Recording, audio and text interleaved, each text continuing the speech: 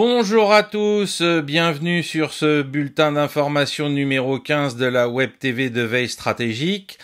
Nous sommes de retour pour le bulletin hebdomadaire, après le bulletin spécial numéro 1 consacré aux forces armées chinoises, qui semble-t-il vous a beaucoup plu d'après les commentaires et les différents retours sur les différents canaux que j'ai pu avoir. Donc merci à vous de votre appréciation de ce long travail qui nous a mobilisés pendant quasiment un trimestre pour pouvoir aboutir à cette émission. Et notre objectif, c'est de pouvoir vous proposer le temps de rassembler la documentation et de la compulser correctement, comme pour la Chine, de vous présenter à la rentrée de septembre un petit bulletin spécial numéro 2 consacré aux forces armées indiennes. Voilà. Alors, aujourd'hui, donc, retour sur l'actualité. Je rappelle qu'à partir de la semaine prochaine, vous aurez non pas un, mais 2 bulletins le mardi et le vendredi. Donc, le mardi, ce sera plutôt mis en ligne en milieu de journée de manière assez fixe pour midi, et puis l'autre, celui du vendredi auquel vous êtes habitué déjà depuis un petit moment, qui lui pourra varier entre midi et peut-être un petit peu plus tard dans l'après-midi en fonction de l'actualité, parce que souvent on a beaucoup de choses à traiter avec le week-end qui arrive. Les événements parfois s'accélèrent avec l'arrivée du week-end, donc on essaiera de rester sur le créneau de midi, mais ça pourra peut-être être reporté un petit peu. Alors rentrons tout de suite dans le vif du sujet, avec notamment bien sûr l'Ukraine. Donc depuis 15 jours, le grand événement, ça a été bien sûr le vote au Congrès de cette enveloppe mirifique annoncée de 61 milliards de dollars, où tout le monde pense que tout cet argent va arriver dans les caisses de Kiev pour aider à la fois le gouvernement ukrainien et l'armée ukrainienne.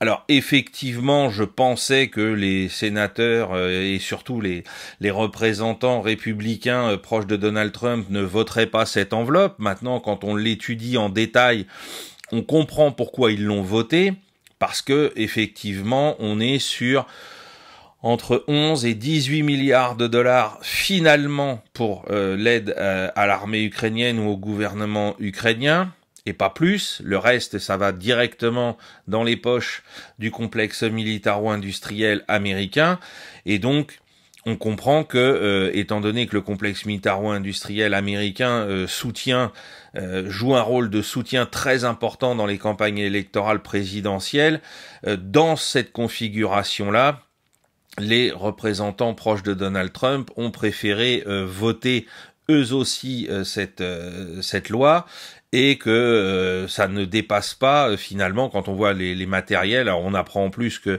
les missiles longue portée alors je sais plus comment le prononcer, ATACMS ont déjà été livrés précédemment dans un lot qui date du mois de mars, avant le vote. Donc ça n'apporte rien de particulier en termes d'armes, on va dire pas game changers, mais d'armes qui ont un certain potentiel, puisque là on est surtout sur effectivement des munitions, parce que là on l'a dit à de nombreuses reprises, l'Ukraine manque de munitions, en particulier d'obus d'artillerie.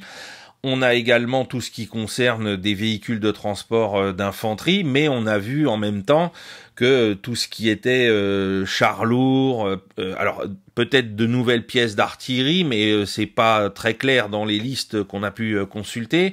Donc aujourd'hui, on est sur un réassort, je dirais à minima, de ce qu'il faut pour que l'armée ukrainienne continue de tenir la ligne de front, et certainement pas pour pouvoir mener même des contre-attaques locales puissantes pour reconquérir le terrain qu'elle ne cesse de perdre petit bout par petit bout, mais qu'elle ne cesse de perdre depuis le début de l'année 2024. Donc effectivement, ce vote a eu lieu, mais son impact sur l'armée ukrainienne et sur le cours des opérations reste très limité, d'autant plus que on s'en est fait l'écho sur Veille Stratégique avant-hier soir.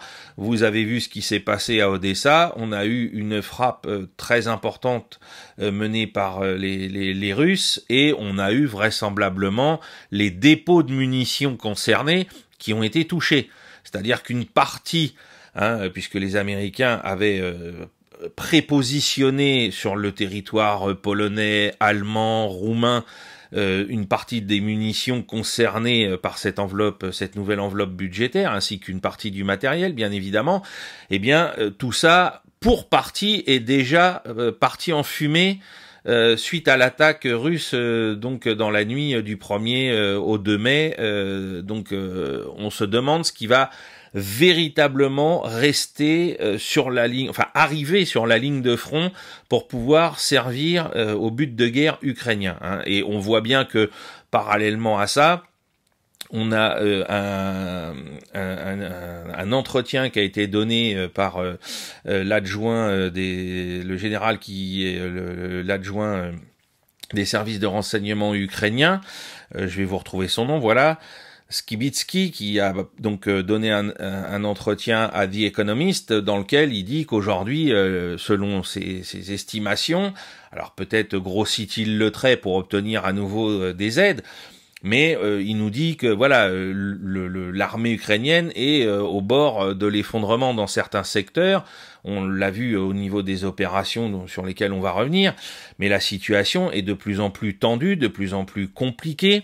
Alors effectivement, on n'a pas un effondrement du front, hein, parce que les Russes ne mènent pas une offensive grand style dans un secteur en particulier, hein, donc c'est pour ça que ça continue de s'équilibrer en termes de gains et de terrain d'un côté et de perte du côté de terrain du côté ukrainien, mais néanmoins, on sent bien dans toutes les informations qui filtrent aussi bien du côté américain que du côté de l'OTAN, que du côté ukrainien, que tout ça est de plus en plus fragile, tout en constatant une montée en puissance du côté russe. Donc on se dit, malheureusement, malgré cette aide, donc je vous dis, hein, le chiffrage en fonction des analystes open source, c'est entre 11 et 18 milliards effectifs de matériel pour l'Ukraine.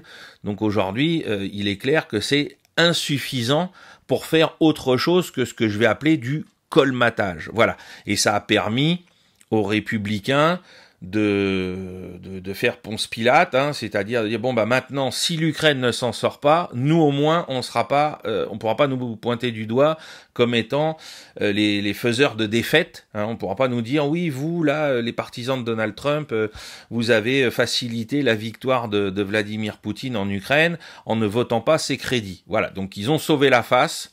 Et malheureusement, la réalité, encore une fois, alors on a vu hein, pour les soldats ukrainiens qui ont été interviewés sur la ligne de front il y a 10 jours, ah bah c'est très bien, etc. Ah oui, sauf que la réalité et l'effectivité de tout ça, ça va peut-être être une attaque symbolique contre le pont de Kerch la semaine prochaine à l'occasion du 79e anniversaire de la victoire contre l'Allemagne nazie qui est célébrée bien sûr en Russie.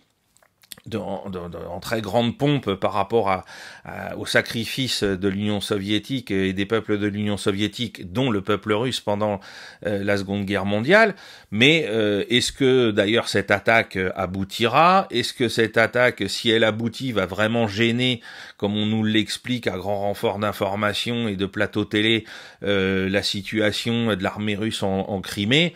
Le pont de Kerch a déjà été touché, il a déjà été endommagé, c'était en 2022, ça n'a pas empêché les opérations russes de se poursuivre, et ça n'a pas provoqué un effondrement des forces russes, notamment dans la région de Zaporijia, sur la rive sud du Dniepr. Donc oui, il peut y avoir cette nouvelle attaque à caractère symbolique et médiatique très fort, mais je ne vois pas comment demain ça changera le cours de la guerre et le cours des opérations militaires que mène à l'heure actuelle l'armée russe. Voilà.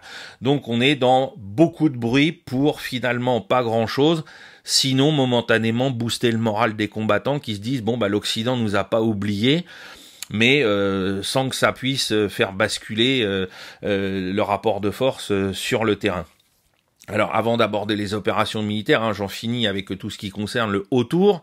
On a vu encore une fois, dans ces circonstances, Emmanuel Macron se répandre en déclarations concernant l'hypothétique engagement de la France, en venant ramener ça à une comparaison complètement bancale avec l'aide américaine, enfin le débarquement américain, anglo-américain, le 6 juin 1944, dont on va fêter le 80e anniversaire dans maintenant un mois. Nous dire que puisque nous, on a su être aidés par les Alliés, eh bien, il faudrait que nous aussi, on soit capable d'aider les Alliés, et notamment, en l'espèce, l'Ukraine.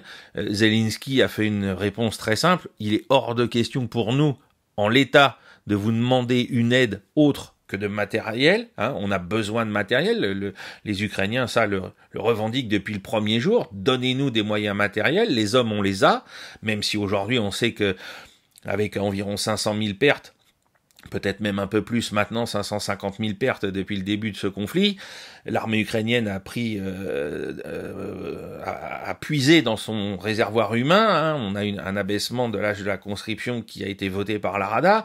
Mais maintenant, le problème, c'est pas seulement les hommes, c'est l'instruction. Je l'ai toujours dit depuis le départ. C'est tous ces nouveaux conscrits, il faut, donc comme le dit Zelensky, les équiper, puis les instruire. Et le temps de leur instruction, on sera arrivé maintenant à la campagne d'automne 2024. Donc ça laissera aucune opportunité à l'armée ukrainienne de se lancer dans des contre-offensives pour reconquérir des portions importantes de son territoire. D'autant plus qu'à l'automne, on peut imaginer qu'à Washington, on donnera un petit coup de fil pour dire jusqu'à ce que l'élection présidentielle soit terminée, vous arrêtez tout. Vous résistez, mais surtout vous vous attaquez pas pour éviter un revers qui médiatiquement sera exploité par les Russes contre Biden. Donc voilà, il faut voir les choses dans ces perspectives-là. Donc Macron, je le répète, fait de la communication électorale parce que il faut masquer tout le bilan. Calamiteux, désastreux d'abord sur le plan économique de son ami Bruno Le Maire, qui nous a quand même mis à genoux notre économie, tout comme le reste de l'économie européenne a été mise à genoux par les sanctions qui ont quasiment aucun impact durable sur l'économie russe. Il y a eu un impact pendant quelques mois, comme l'avait expliqué en 2022 Jacques Sapir, et puis depuis, c'est terminé. L'économie russe repart, elle s'adapte, elle continue de s'adapter, donc il y a des secteurs où ça va plus vite, cette adaptation, que dans d'autres, bien évidemment, mais globalement, l'économie russe a su rebondir, alors que les nôtres en Europe, et c'est bien ce que j'ai expliqué il y a, je crois, plus d'un mois, les nôtres en Europe s'effondrent, et c'était l'objectif stratégique de Washington. L'objectif stratégique de Washington, c'était d'étirer le potentiel économique russe pour le fragiliser. Alors ça n'a pas vraiment marché, en tout cas pas sur le moyen et le long terme, et puis surtout, en découplant l'économie allemande de l'économie russe, ça permettait de mettre par terre l'économie européenne, puisque l'économie allemande représentait la locomotive, si vous me passez cette comparaison avec le monde ferroviaire. Voilà, le but c'était que la locomotive allemande qui était en pleine ascension soit stoppée de telle sorte à ce que toutes les économies européennes qui sont à la remorque s'effondrent elles aussi, et c'est ce qui nous est arrivé, à nous, en France en particulier. Donc Emmanuel Macron, à un mois du vote des européennes, nous fait le grand jeu médiatique, communication, la peur, la guerre, et alors que voilà, Zelensky ne demande aucune troupe, il demande éventuellement peut-être qu'il y ait des techniciens qui puissent venir faciliter la maintenance et la mise en œuvre de certains matériels qui n'ont rien à voir avec ceux de l'ère soviétique, et puis terminer. Il demande pas autre chose. Donc aujourd'hui, quand Macron nous dit on va envoyer des troupes, je vais envoyer des gars ou des mecs là avec son langage complètement adolescent, je vais être obligé d'envoyer des mecs à Odessa. J'ai écrit un papier, je vous le rappelle, pour le nouveau site, le Diplomate Média là, qui succède au Dialogue, sur ce qui s'est passé à Odessa en 1919 pour les forces françaises. Je vous le remettrai en lien. J'invite Emmanuel Macron et ses conseillers à regarder ce que l'histoire nous enseigne quant à l'ingérence françaises et étrangères en général sur le territoire russe quand il est en prise, comme c'est le cas aujourd'hui, à des conflits de nature de guerre civile, hein, comme on l'avait déjà expliqué depuis un petit moment. C'est pas à notre avantage du tout. Voilà. Donc aujourd'hui, en vue des élections européennes, parce qu'il ne peut pas parler de son bilan en France, eh bien, il parle d'autre chose, il détourne l'attention, et donc, quoi de mieux que la peur, après celle du Covid, quoi de mieux que la peur de la guerre, pour essayer de ramener un électorat qui le fuit de plus en plus. Voilà, donc il joue là-dessus pour essayer de gagner quelques voix pour le 9 juin, hein, si j'ai bien ça en mémoire. Donc voilà, donc aujourd'hui, sur le terrain, donc on a eu cette frappe sur les infrastructures logistiques du côté d'Odessa, ainsi que sur le commandement opérationnel sud de l'armée ukrainienne. Hein. Les Ukrainiens eux-mêmes ont reconnu cette frappe qui a donc abouti à la mort de plusieurs officiers ukrainiens d'importance. Hein. Donc là, c'est même pas les Russes qui revendiquent ça tout seuls. Les Ukrainiens eux-mêmes reconnaissent avoir subi cette frappe sur ce poste de commandement opérationnel, hein, qui gère donc tout le sud de l'Ukraine. On a vu également des frappes sur le secteur de Kharkov contre donc les défenses, le système de défense anti-aérien, hein, parce que là c'est une zone qui est de plus en plus active. Alors il y a certains observateurs qui nous disent ah bah oui, en plus de l'autre côté de la frontière il y aurait 35 000 soldats russes qui seraient concentrés. Certains l'interprètent comme étant les prémices d'une éventuelle offensive. Personnellement, j'y crois pas, puisque je dis pas que l'objectif de faire une zone tampon autour de Kharkov ne soit pas dans les objectifs russes, hein, puisque même Vladimir Poutine en a parlé, mais c'est pas avec 35 000 hommes que ça va se faire. Je rappelle que, notamment, si on peut comparer avec Bakhmout, hein, qui se terminait l'année dernière à peu près à la même époque, l'attaque menée par Wagner et ses soutiens dans le secteur de Bakhmout était à hauteur de 45-50 000 hommes pour une ville de la taille de Bakhmout. Donc vous imaginez bien que pour Kharkov, qui est la deuxième plus grande ville d'Ukraine, on n'en est pas là. Il faudrait le double pour pouvoir obtenir un résultat équivalent dans des délais, il faudrait le faire d'ailleurs de manière plus rapide que ce qui a été fait pour Bakhmout. Donc on voit bien que effectivement il y a cette concentration de troupes qui est probablement à hauteur de 35-40 000 hommes, mais elle est tout à fait insuffisante pour investir la ville. Elle peut peut-être mener une offensive dans le secteur de Kharkov, mais pas s'emparer de la ville de Kharkov en l'état. Voilà, mais ça n'empêche pas qu'on a eu donc des frappes sur tous les systèmes de DCA ukrainiens qui sont autour de la ville et sur tout ce qui est lance-roquettes multiples Vampire qui servent pour les Ukrainiens à frapper le secteur de Belgorod et donc à toucher on va dire la profondeur du dispositif russe. Alors, on a eu une nouvelle recrudescence des combats dans le secteur de Chassov Yar. Ça s'était un petit peu, ça avait un petit peu baissé d'intensité depuis 15 jours. Et puis là, cette semaine, on en a beaucoup parlé sur Veille Stratégique. On a partagé pas mal de choses. Donc là, on a vu une attaque, comme j'en parlais il y a 15 jours, qui est menée au sud dans la zone où le canal qui relie le Seversky Donetsk au Donbass est enterré et où donc là les Russes sont arrivés probablement au-dessus de la partie canalisée et enterrée, la partie enterrée du canal dans la zone forestière qui le recouvre. Donc on peut imaginer que comme c'était prévu, ils vont tenter une manœuvre de débordement par le sud pour prendre la ville à revers par l'ouest et contraindre les Ukrainiens à reculer. On a également donc dans tout le secteur autour d'Avdivka et en particulier au nord-ouest, sur Orechetine, excusez-moi la prononciation, on a vu là encore beaucoup de combats et une belle progression de l'armée russe qui est liée, semble-t-il, à encore un problème de relève des troupes ukrainiennes où il y a eu un problème de coordination des brigades qui tenaient le front, enfin celles qui tenaient le front et celles qui devaient la relever. Ça a déjà eu lieu Pour ceux qui s'en souviennent, à l'époque de la chute de Soledar, hein, c'est dans les mêmes conditions que Wagner avait réussi à s'emparer assez rapidement de Soledar. Ils avaient profité d'une mauvaise coordination de la relève des unités ukrainiennes pour pouvoir faire un bond offensif impressionnant, entre guillemets, puisqu'on parle de quelques dizaines de kilomètres. Là, on est à 12 kilomètres, je crois, d'avancée au total de la part des forces armées russes. Et on voit bien que les Russes sont dans toujours des opérations de reconnaissance en force. Ils tâtent le terrain un peu partout sur la ligne de front pour essayer de voir s'il y a des endroits où ils peuvent exploiter justement une faiblesse qui est là liée aux circonstances, hein, une faiblesse circonstancielle. Et si c'est pas le cas, on voit qu'ils arrêtent et ils repassent à un autre secteur.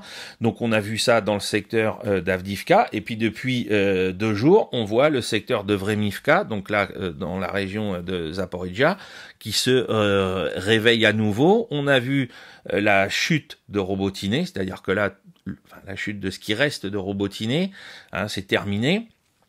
Le seul vrai gain territorial médiatiquement mis en valeur par toutes les chaînes l'année dernière au moment de la contre-offensive ukrainienne estivale, eh bien terminé, et depuis hier les combats se déroulent autour du Rojaïne, qui est l'autre point où les Ukrainiens avaient légèrement progressé au cours de cette contre-offensive. Donc il y a de fortes chances qu'à la fin du mois, et peut-être même avant la fin du mois, à moins que les Russes refassent ce qu'ils ont fait à Robotyne une première fois, c'est-à-dire une tentative, qu'elle échoue, qu'ils arrêtent à nouveau et qui entre guillemets, que le front rebaisse d'intensité, puis qui retente cette fois peut-être avec succès dans quelques semaines. On va voir comment ça se déroule dans les jours qui viennent. Mais on pourrait avoir d'ici la mi-mai ou la fin mai, finalement, l'effacement de tous les gains territoriaux, des peu de gains territoriaux de la contre-offensive ukrainienne de l'été dernier, qui a coûté des milliers d'hommes et des dizaines de véhicules de transport blindés, des Bradley, des chars, Léopard, etc. Hein, donc aujourd'hui, on est dans cette situation-là sur le front, c'est-à-dire que l'armée russe est toujours à l'initiative, elle varie les lieux où elle frappe. On a vu aussi le secteur, j'allais l'oublier, vers Kupiansk qui s'est rallumé, ça a permis de reprendre à nouveau un village, mais il n'y a pas eu d'exploitation derrière, donc probablement que c'est encore une reconnaissance en force qui permet de réaligner le front, qui permet de récupérer des positions plus favorables, en vue, je reste persuadé, d'une offensive plus importante dans les semaines qui viennent. On voit sur les images que la météo commence à redevenir positive pour des opérations militaires. Il y a de moins en moins de boue, de pluie qui pourraient entraver des grandes manœuvres d'unités blindées mécanisées. On voit que les défenses antiaériennes ukrainiennes sont de plus en plus limitées. Parce que, je le rappelle, dans le package dont on nous parle sur tout ce qui a été envoyé comme matériel par les Américains ou par les forces de l'OTAN pour le moment, il n'y a pas de patriotes. On n'a pas de patriote qui est assuré d'être redéployé là maintenant en Ukraine. C'est pour ça que malgré le vote, on a vu les Ukrainiens nous dire mais au fait vous pourriez pas demander à tel pays de l'OTAN, qui la Grèce, qui l'Espagne, etc. de nous envoyer leur propre batterie de patriotes pour qu'on les utilise nous. Donc la défense antiaérienne à longue portée est toujours en difficulté et la frappe sur Odessa et Kharkov l'a prouvé. En plus, et par ailleurs, la défense antiaérienne à moyenne et courte portée, notamment des Stinger sur la courte portée, on voit toujours les avions d'attaque au sol russes faire un peu ce qu'ils veulent au-dessus des positions ukrainiennes, ce qui aide à la progression des troupes au sol. Voilà ce qu'on peut dire aujourd'hui sur l'Ukraine.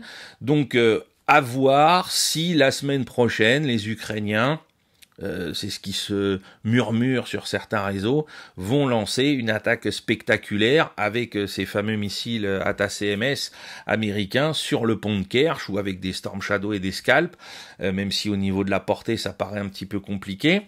On va voir si cette opération symbolico-médiatico-militaire va avoir lieu autour du 8-9 mai pour, entre guillemets, pourrir la fête de la victoire du peuple russe la semaine prochaine, à suivre.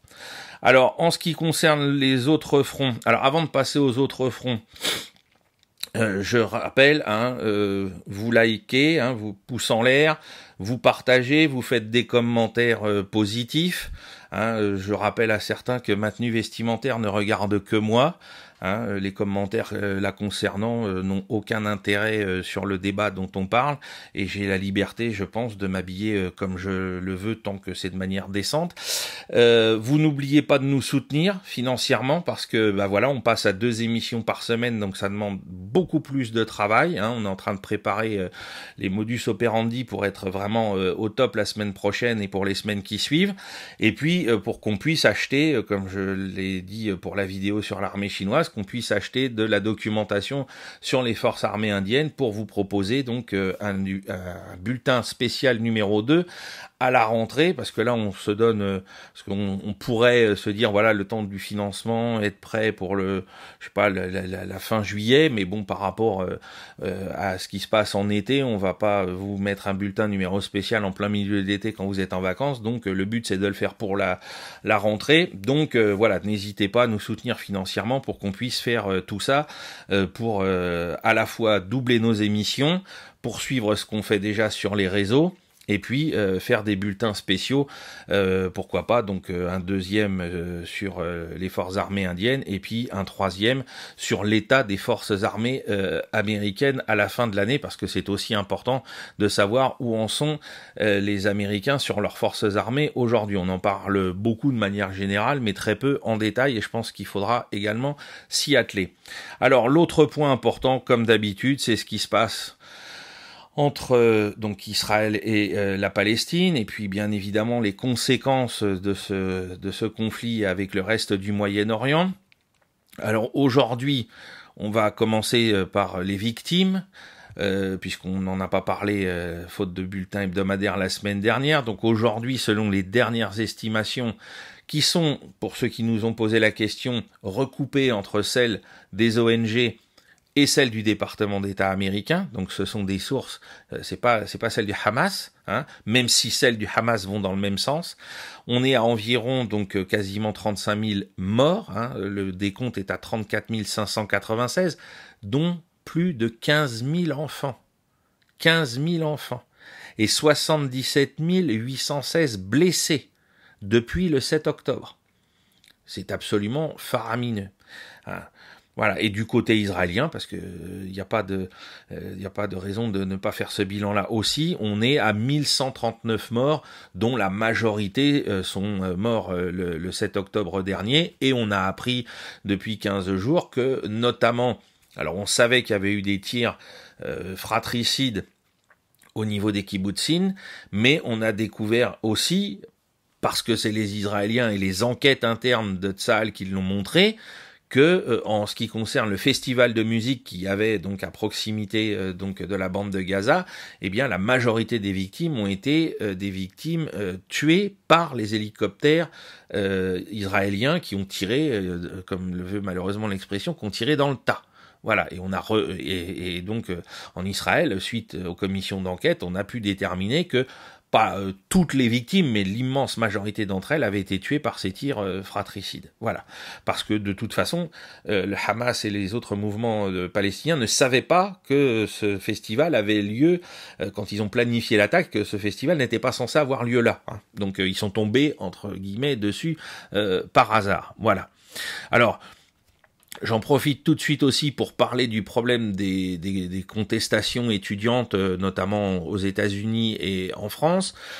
Alors, par défaut, les contestations étudiantes qui sont menées par les fils à papa de la bourgeoisie américaine ou française, qui demain vont devenir les plus grands défenseurs de l'impérium américain, comme on a pu le voir, je vais pas rappeler les carrières des Serge Julie, des Cohen-Bendit, des Jesmar, etc. en 68. On sait très bien que tous ces gens-là, ou des Papa Glucksmann, qui étaient donc des maoïstes finis, des révoltés de la première heure, qui voulaient changer le monde, etc. Je prends toujours l'exemple d'Alain Jesmar, qui est un des plus oubliés, mais qui était une des plus grandes figures de ce mouvement en 68. Alain Jesmar, il a fini inspecteur général hors cadre de l'Académie de Créteil pour bien faire appliquer toutes les règles du ministère de l'Éducation nationale contre lequel il s'était tant rebellé en mai 1968. Donc pour moi, ces gens-là, par défaut, sont des gens, c'est du toc, hein. Ils font ça parce que ça leur donne un petit frisson de bourgeois, hein. Je vous renvoie à ce qu'en disait Pasolini en son temps, hein. Ces gens-là, bon, ça va pas très loin. Alors, on a en plus, il faut faire un constat très important, stratégique, faut être intelligent. Qui manifeste contre Netanyahou en Israël? Ben, c'est plutôt les milieux éduqués. C'est plutôt les milieux qui sont donc liés aux universités israéliennes. C'est plutôt des gens qui ont un certain niveau de savoir, un certain niveau de connaissance. Et qu'est-ce qu'on voit aujourd'hui se développer, notamment en France, mais aussi donc aux États-Unis? C'est des gens qui nous disent « Ah bah oui, mais il faut couper les liens avec les universités israéliennes. » Et vous avez rien compris, les gars. Ce qu'il faut, c'est trouver justement des ponts avec eux. Mais vu que votre objectif, et c'est là qu'on les démasque, vu que votre objectif, c'est pas d'arrêter cette guerre et ce massacre qui est en train de se faire et qui est peut-être un génocide, comme le dira, je l'espère, tranchera un jour la justice internationale, votre objectif, il est pas là. Votre objectif, c'est l'effacement de l'État d'Israël dans ses frontières, qu'elles soient de 67 ou pas. Donc c'est là qu'on voit que le véritable objectif que vous soutenez, c'est pas d'arrêter ce massacre, c'est pas de faire pression sur vos gouvernements, à commencer parce qu'aux États-Unis, on pourrait le comprendre, les États-Unis sont le premier fournisseur d'armes à Israël, donc il est légitime que des Américains, comme je l'avais expliqué dans certaines vidéos, disent « mais nous sommes contre les décisions de notre gouvernement, nous refusons de faire ça ». Mais n'oubliez pas qu'en Israël, les gens qui manifestent contre Netanyahou, ce sont vos semblables, donc entendez-vous avec eux pour faire pression à la fois sur Biden et à la fois sur Netanyahou. Parce que les manifestations monstres en Israël contre Netanyahou se poursuivent, dans l'indifférence la plus crasse de nos médias. Mais ces manifestations ont toujours lieu, et ceux qui y participent sont majoritairement des gens qui sont issus des mêmes classes que celles qui envoient leurs gosses à Sciences Po chez nous, ou dans la Ivy League aux États-Unis. Donc trouvez un terrain d'entente. Mais vous ne voulez pas le trouver parce que l'objectif qui est défendu, c'est celui d'éradiquer Israël. Alors je l'ai toujours dit, je suis un partisan du droit international. Donc comme je l'avais reconnu avec Régis de Castelnau, l'arrivée des troupes russes en Ukraine est une invasion de l'Ukraine. Parce que les soldats russes sont rentrés dans un État souverain. Alors après on peut discuter des raisons qui les ont entraînés à faire ça, et là il y a un débat. Venait-il ou non au secours d'une population qui risquait de se faire liquider, ce qui est probablement le cas. Donc là, ça peut donner une légitimité à cette invasion. Mais le débat n'est pas clos. Et il doit avoir lieu, et sereinement. Mais il n'a toujours pas pu avoir lieu parce que tout le monde s'envoie des invectives à la figure. Et surtout, personne ne veut reconnaître que l'Ukraine, oh mon Dieu, c'est pas un État qui est le plus admirable et le plus recommandable. Eh bien là, c'est pareil. L'objectif aujourd'hui, c'est d'arrêter ce que fait Tsahal, au nom du gouvernement de Netanyahou et de ses fanatiques religieux. C'est pas d'éradiquer l'État d'Israël. C'est pas de commettre un pogrom à l'échelle de tout l'État d'Israël et de jeter tous les Juifs à la mer. Le but, c'est de reconnaître les frontières de 1967, donc de laisser les Palestiniens tranquilles en Cisjordanie, à Gaza, de rendre le Golan aux Syriens, et de laisser les Palestiniens organiser leur État sur les frontières ainsi définies. C'est pas de dire aux uns, vous avez le droit de faire de la purification ethnique en Cisjordanie, et puis aux autres de dire, ah bah oui, vous auriez le droit en réponse de jeter tous les Juifs à la mer. Le but, c'est d'être au milieu, position difficile, position humainement difficile, je ne pense pas. Position politiquement extrêmement difficile. Mais c'est celle avec laquelle j'ai grandi et c'est celle à laquelle je me tiens. Le respect du droit international et des frontières internationales reconnues pour Israël et pour les Palestiniens depuis 1967. Je l'ai déjà dit, le débat sur pourquoi l'État d'Israël est-il là, est-il légitime ou pas, et fallait-il créer un foyer juif national là-bas ou pas, c'est un débat d'historien, ce n'est plus un débat de politique internationale. C'est trop tard.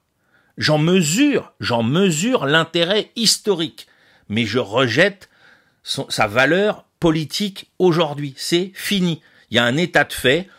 Il y a 7 millions de juifs qui vivent en Israël.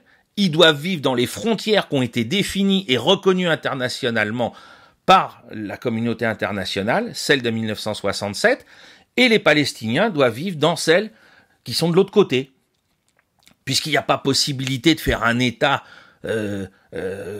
multi-ethnique, dans de bonnes conditions, de respect mutuel et d'intelligence mutuelle, ce que je regrette le plus profondément également, mais ça aussi c'est un débat historique sur lequel en tant qu'historien, je peux m'interroger, mais bon, ça sert à rien de remuer le couteau dans la plaie quand on est obligé de prendre aujourd'hui des décisions. Donc, aujourd'hui, les étudiants, ce qu'ils soutiennent, c'est pas simplement de dire ce qu'il fallait faire, c'est-à-dire arrêter ce massacre, qui probablement un jour sera requalifié, alors de crime de guerre, ça c'est évident, mais peut-être donc de crime contre l'humanité à travers l'appellation de génocide. On va laisser la justice internationale, là encore, les institutions internationales faire leur travail. On voit qu'il y a des États aujourd'hui qui commencent à couper leurs liens diplomatiques avec Israël à cause de ça, hein, et donc qui mettent une pression sur Israël. Mais soutenir la rupture des liens avec les gens qui en Israël sont d'accord avec vous pour arrêter le bras de Netanyahou et changer les choses, mais c'est d'une imbécilité totale. Et c'est pas du tout une pensée internationaliste, c'est pas une pensée humaniste, c'est une pensée qui est sectaire et qui est drapée, bien sûr, du voile, des bonnes idées, etc. Hein, et des bons penchants, oui, mais les pauvres enfants, etc. Ben oui, mais si vous voulez les soutenir, faut que vous soyez alliés avec ceux qui aussi là-bas luttent contre ça, avec vous. Mais on voit bien que c'est pas votre objectif. On voit bien. Donc on comprend que non seulement, premièrement, c'est les fils à papa, et on sait très bien comment finissent toutes leurs révoltes, premièrement, que ce soit aux États-Unis ou ici, et ensuite on voit très bien que vous n'êtes pas dans une intelligence stratégique pour essayer d'aboutir au résultat final recherché, qui est l'arrêt des opérations militaires à Gaza et en Cisjordanie, et l'évacuation et de la Cisjordanie et de Gaza, de toute troupe et de tout colon israélien. C'est ça l'objectif. Et la reconnaissance d'un État palestinien avec des élections dans cet État palestinien pour que la rue palestinienne puisse vraiment s'exprimer librement et qu'on libère notamment Marwan Barghouti pour lui laisser s'exprimer ce qui reste de noble et de fort au sein de ce qu'était l'idéal de l'OLP.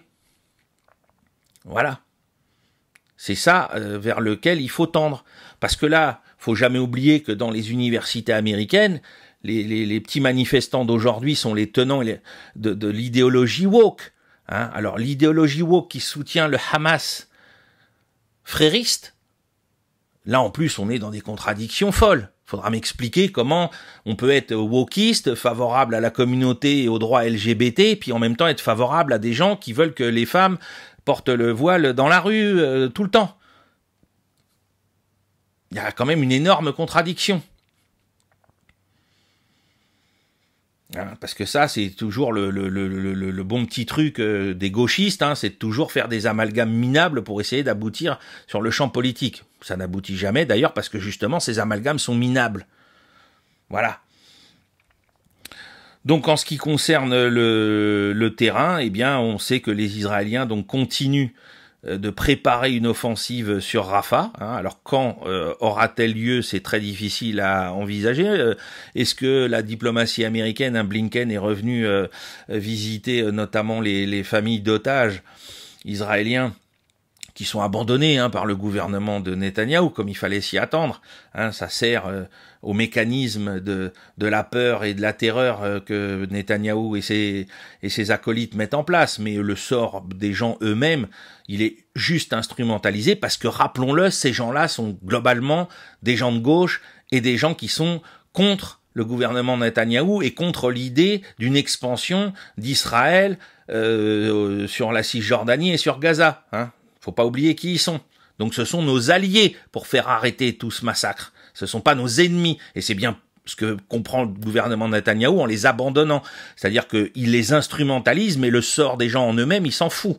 Faut pas l'oublier. Donc on assiste toujours à un grand problème d'une crainte de famine, hein, puisqu'il y a un problème majeur d'approvisionnement. Alors on sait que les Américains sont en train de construire un ponton, un peu comme les Mulberries de l'après-débarquement il y a 80 ans en Normandie, mais pour le moment il n'est pas terminé, et l'acheminement de tout ce qui est alimentaire et médicaments continue d'être un gros problème. Donc les craintes d'une famine, d'une explosion de famine à Gaza sont légitimes et malheureusement à craindre très fortement. Voilà, alors on a toujours à la frontière avec le Liban des échanges de tirs et de frappes avec le Hezbollah, hein, ça se poursuit. Donc des fois c'est le Hezbollah qui lance des missiles et il y a une réplique soit des forces aériennes israéliennes, soit des forces terrestres israéliennes, hein, ça dépend des jours, mais ça continue. Et puis on continue de voir, donc pour en terminer, dans le golfe d'Aden, à l'entrée de la mer Rouge, on continue de voir donc Ansar Allah qui mène des attaques, hein, donc là il y en a eu notamment avec des drones sur un porte-container qui s'appelle Cyclade, hein, vous pouvez le voir sur les images qu'on a récupérées pour vous. Donc ils ont également essayé de frapper des bâtiments américains, bon sans succès parce que les défenses antiaériennes des bâtiments de guerre américains sont suffisamment sophistiqués pour éviter qu'une attaque de drone puisse porter, même si c'était une attaque par essaim. Néanmoins, les Yéménites ont réussi à abattre un drone américain Reaper, hein, c'est le 3e Reaper qui est abattu dans ces circonstances. Et puis on voit, après ce qui s'est passé au mois de mars avec la problématique mars-avril pardon, la problématique Israël-Iran, que la Syrie reste toujours un terrain de guerre entre les deux pays par proxy interposé, hein, et on voit aussi au nord de la Turquie des opérations notamment de bombardement menées par l'armée turque contre les positions kurdes. On va voir si, alors ça fait plusieurs fois que les Turcs relancent des frappes d'artillerie ou des frappes aériennes contre les positions occupées par les Kurdes, sans que ça débouche sur une attaque terrestre, mais elle est toujours à craindre parce que les Kurdes ont été littéralement abandonnés, quelles que soient les factions, par l'Occident, et donc la Turquie se sent tout à fait en capacité. Alors je pense que son bras est retenu par Moscou par rapport au lien entre la Syrie et Moscou, mais il n'est pas dit que demain il n'y aura pas une opération terrestre combinée avec les Iraniens qui, eux, sont tout aussi intéressés pour aller frapper les Kurdes, notamment dans le nord de l'Iran et de l'Irak, et qui ont donc un lien territorial avec le territoire turc pour faire une opération combinée pour les réduire définitivement. Voilà. Je vous remercie de votre attention. Ce bulletin était un petit peu plus long que d'habitude, hein, parce qu'il y avait beaucoup de choses à se dire depuis 15 jours. Donc à partir de mardi midi, vous devriez en avoir, un premier pour la semaine prochaine. Et là, on fera sur des formats de 20 minutes à chaque fois. On va essayer de s'y tenir pour traiter en gros 2 grands sujets. Et donc, on essaiera de varier les sujets en fonction de l'actualité. Bien sûr que l'Ukraine restera le cœur du réacteur, hein, parce que c'est là que se jouent beaucoup de choses en ce moment. Et puis que c'est sur le continent européen avec une influence, comme on le voit direct sur les élections, les enjeux électoraux en Europe et en France en particulier. Et puis s'il y a d'autres théâtres d'opération qui sont plus actifs, hein, je pense qu'on a beaucoup parlé ces derniers jours à la fois de la Birmanie, de l'Afrique, du Soudan, enfin de l'Afrique noire, du Soudan, on essaiera donc de vous donner de l'information aussi, de profiter de ces 2 bulletins pour vous donner de l'information sur d'autres théâtres que le Moyen-Orient, même si lui aussi restera au cœur de nos actualités hebdomadaires. Voilà, donc je vous donne rendez-vous à mardi 7 mai à partir de midi pour ce premier bulletin du mardi, pour que vous ayez plus d'informations. Donc d'ici là, pouce en l'air, partage, commentaires positifs, et puis vous n'hésitez pas donc à faire un don à la chaîne pour nous aider à poursuivre notre travail de réinformation et à l'étendre grâce à vos dons pour récupérer de la documentation, des abonnements sur des canaux d'information Internet pour qu'on soit le plus complet possible. Voilà, je vous souhaite un très bon week-end et je vous dis à la semaine prochaine. Au revoir.